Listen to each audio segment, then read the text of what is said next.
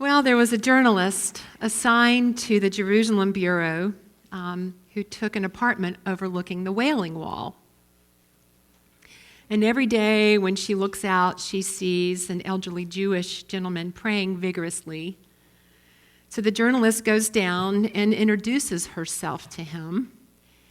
And she asks, "You come every day to the wall. How long have you done that, and what are you praying for?" And the man replies, "I have come here to pray every day for 25 years. In the morning, I pray for the eradication of illness and disease from the earth. I go home, have a cup of tea, and I come back and pray for world peace and then for the brotherhood of man." And the journalist is amazed. "How does it make you feel to come here every day for 25 years and pray for these things?" she asks. The elderly man looks at her sadly, "Like I'm talking to a wall." Wah, wah.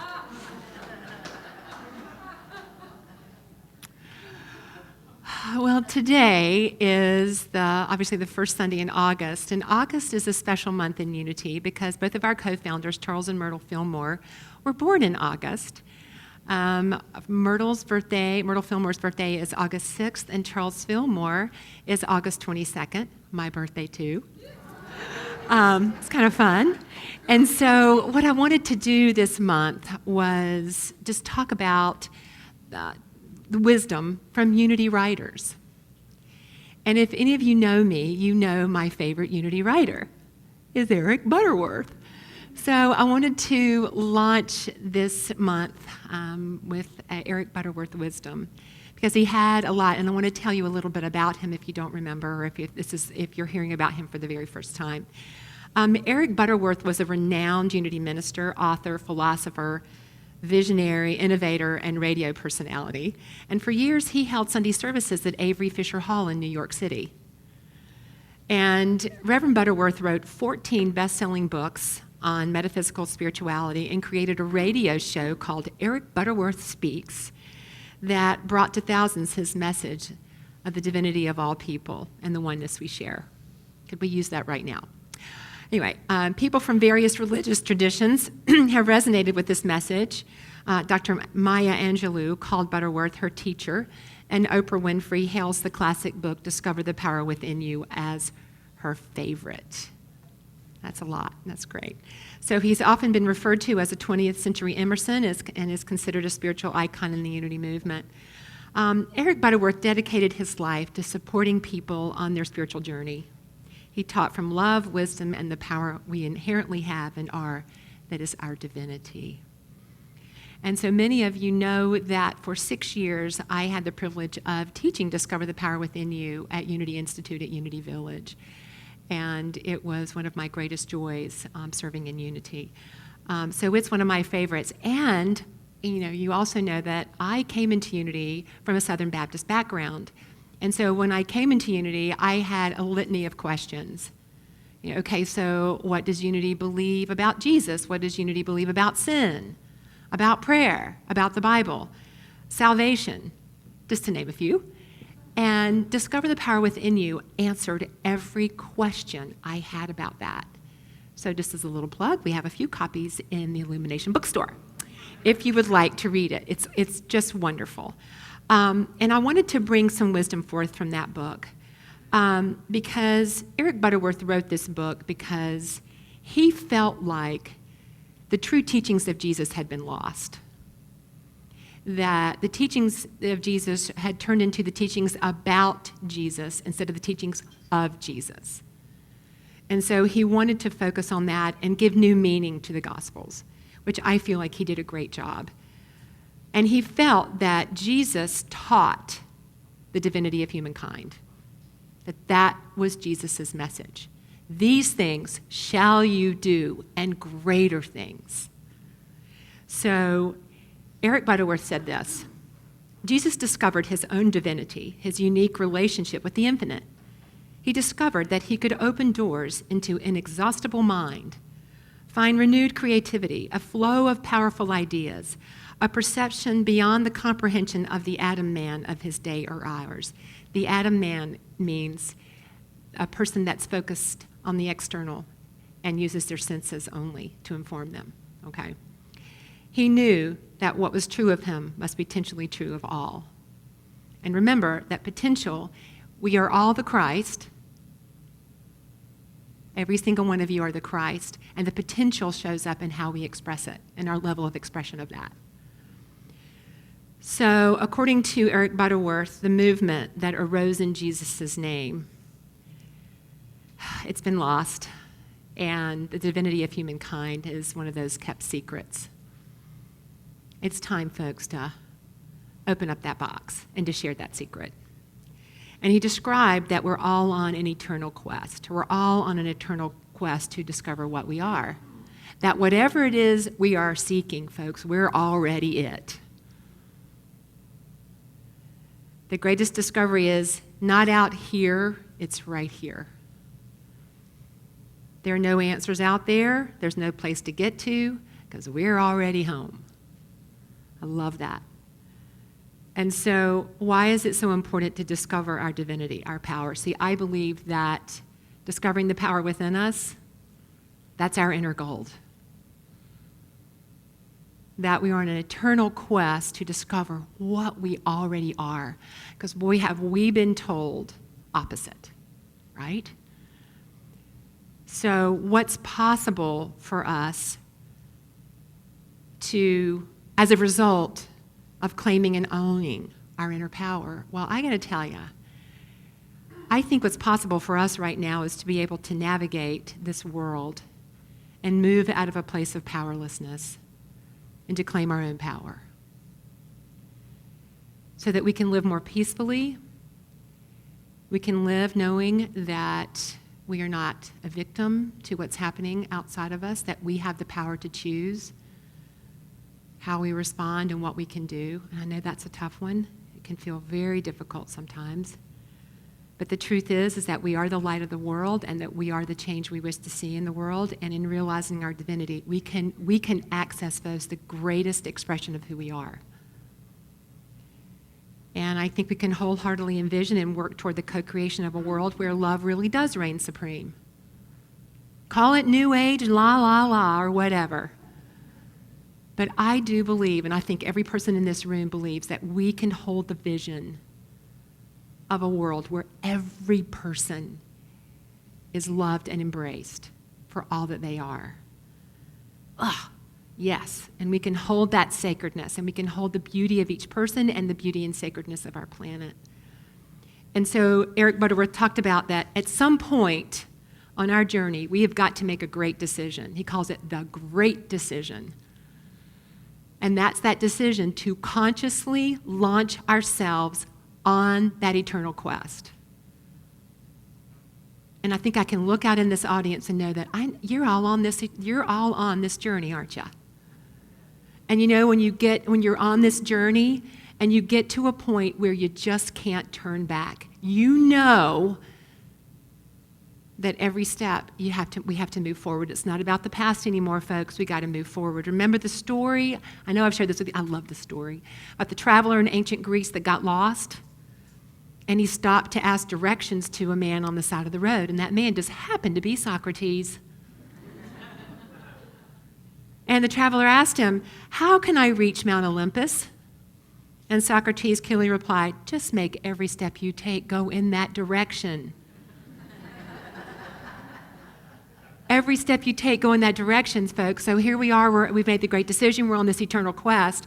And so every step we take is leading us to our own Mount Olympus, discovering the power, our inner gold, what we are. And so discovering our Mount Olympus and living it, whoa, boy, we're living in some interesting times. And I got to tell you, and I've asked people to send me some prayer this morning because I feel like the events of recent, we have to talk about it. This past week, I was especially disturbed by the racist comments made by the President of the United States regarding the district in Baltimore and its congressman and civil rights leader, Elijah Cummings. It's not acceptable. I was greatly disturbed by the racist comments made about the 4 congresswomen of color a few weeks ago by telling them to go home. to where they were born, the United States. One person they're all United States citizens. It's ridiculous. And the inhumane treatment of immigrants at our border and blatant discrimination of the LGBTQ community and people of color. And total disregard for common sense gun laws as reflected in the 3 mass shootings this week. So I've been breathing deeply. Have you been breathing deeply?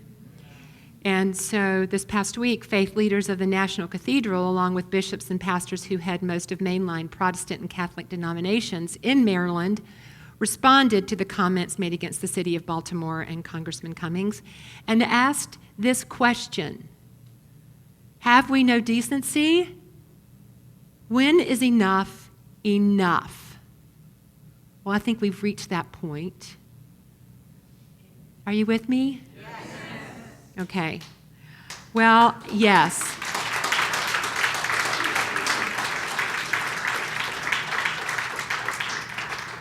And I know that unity is kind of glumped into this, Protestant thing, but I'm crafting a letter to the White House. I'm crafting a letter. I have not written it this week. Just so you know, I'm fine. I'm doing okay. My second mom passed this week, and I was down in Charlotte. Yes.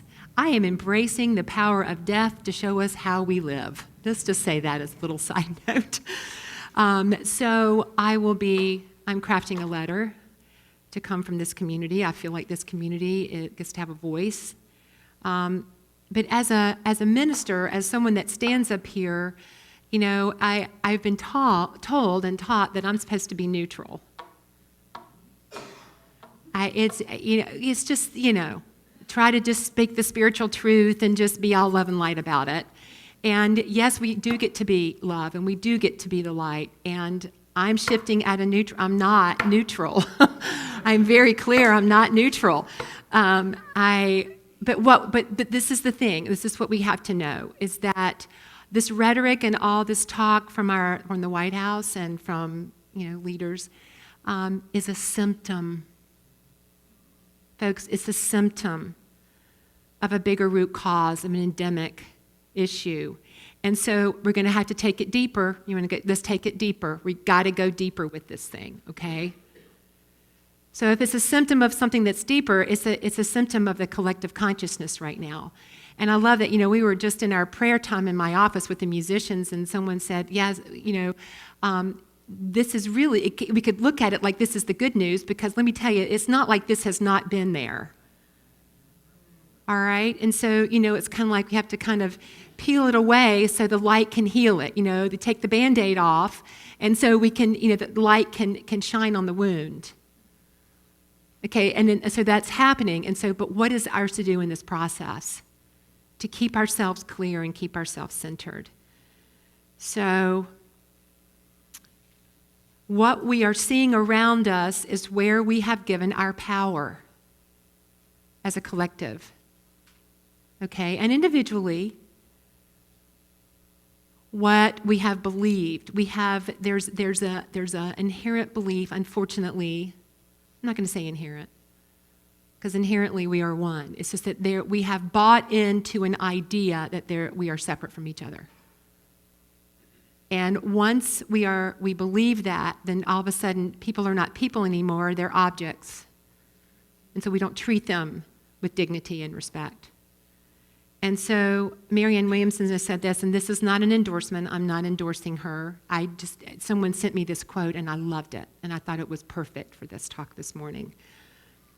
The president is not simply a politician, he is a phenomenon, and we must create a phenomenon of our own, an uprising of heart and mind among we, the American people, so great it equals the greatest moments of achievement in American history. I'm going to repeat that. The president is not simply a politician, he is a phenomenon, and we must create a phenomenon of our own, an uprising of heart and mind among we, the American people, so great it equals the greatest moments of achievement in American history. Yeah! Yeah! So, What is our great decision in this situation? What is our great decision? Have we had enough of the belief in separateness, and is enough enough? At my second mom's funeral, my best friend is my best friend's mom, and her mom was such a light in this world. And so what the family selected to be read at her memorial was from Matthew 5:14 through 16, Jesus' Sermon on the Mount. You are the light of the world. A city built on a hill cannot be hid. No one, after lighting a lamp, puts it under the bushel basket, but on the lampstand, and it gives light to all in the house. In the same way, let your light shine before others, so that they may see your good works. What is ours to do to really be this light in action, to create a phenomenon of our own, an uprising of heart and mind? Okay, and this is just what came to me, and you answer that question for yourself. But what came to me is that we have to continue to do our own inner work, first and foremost. Not at the exclusion of doing anything else, but we have got to keep doing our individual work, folks. Because remember that you and me, you and I, whatever the grammar is. Sorry, I'm on a roll. I'm not thinking about grammar. We are the collective.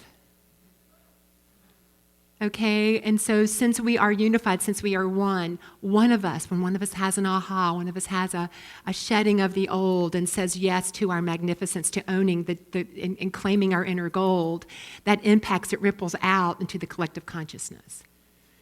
So I really want to invite you to not join the energy of anger and retribution. No, that does not help, folks. I invite you to question and be skeptical and doubt whatever you have been told about who you are and what you can't do. You question that. That is not the truth. And ask yourself, is what I'm believing about myself and my abilities true? I'm going to say it's probably not. Keep choosing to look inside and excavate. We've got to just keep doing our work to question and heal and let go, and in that process, gently love yourself and ask yourself, what is yours to do to shine your light? And then, question, is what I'm believing about others, about what we hear on the news and saying and feeling really true? Okay, so there's a lot of it. And so I know this might sound like this is pretty specific. Do not forward one single thing on social media until you fact check it. Seriously. There is an energy right now to perpetuate separateness, about sending out bogus things that are not true, that are very inflammatory. So we have to do due diligence, folks. If we're going to be on social media, let's do due diligence. All right. Okay. Don't perpetuate misinformation and separateness. And then ask yourself, what's the phenomenon I'm generating? What's the phenomenon that you, Shirley and Carol and Bill and Kathy and Debbie and Patty, what's the phenomenon you are creating? Like when you walk into a room, they're going to say, ooh, there's that phenomenon Joan. Yeah. What is it? What are you being? What are you doing? Think globally, act locally. Remember that? Yeah. So I invite you to look at what is your phenomenon. What are you creating? What are you generating? And you yourself, and what do you want to be a part of? And so at Unity of Gaithersburg, this whole energy around a supply closet. So how this got generated was the staff and the board were talking about, what we want to do to impact our community. And we wanted so much to collect items to send down to the southern border. We wanted to do that, but they were not receiving it. Remember? They were turning away supplies. Okay, I'm going to have a little judgment. Yeah, I'm just going to put that aside. That's just what it is, okay? So we thought, well, okay, we can certainly impact people here in Gaithersburg. So I want you to know your spiritual community is really discerning, what is ours to do to be the light in the world, to create a phenomenon.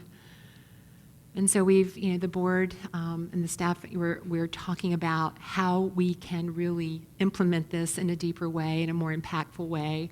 But for right now, we're collecting things in the lobby, and there's a supply list out there, and there's a supply list in your bulletin if you feel like participating in that. So folks, the bottom line is, let's just look at what phenomenon are we creating. And the key is to own your power. Discover, own, claim your magnificence, your beauty, your Christhood, whatever you want to call it, your divinity. You are whole and beautiful and perfect, regardless of anything else that you've heard about yourself. And I want to encourage you to keep on that journey to know and claim that at the deepest level so that you can be the greatest version of the greatest vision you've ever held of yourself.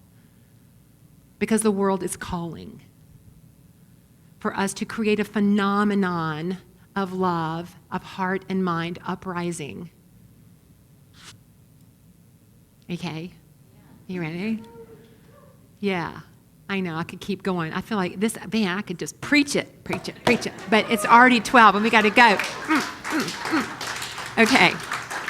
I think you get it. Are we together? Okay. And please know, this community is a safe harbor. It's one of our core values. It's who we are. And I wish everybody knew about unity. Every person that's walking on the planet that feels marginalized and not seen, simply because of who they are and what they look like. Every person that walks in these doors is embraced and loved, treasured.